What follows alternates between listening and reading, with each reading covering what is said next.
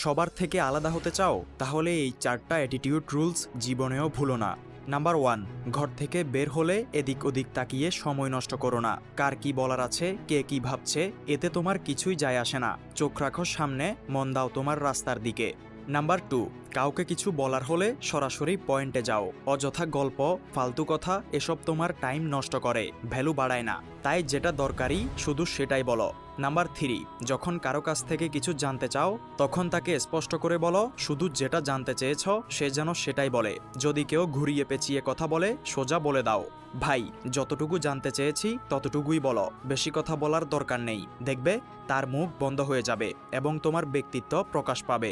Number 4, যখন free থাকো তখন অকারণে স্ক্রল করে সময় নষ্ট করো না। চিন্তা করো সামনে কি করতে হবে, জীবনের গোল কি, আর কিভাবে নিজেকে আরও আপগ্রেড করা যায়। আর যদি সত্যিই উন্নতি চাও তাহলে অর্জন চ্যানেল তোমার পাশে আছে। ফলো করো, শেখো আর নিজের পথ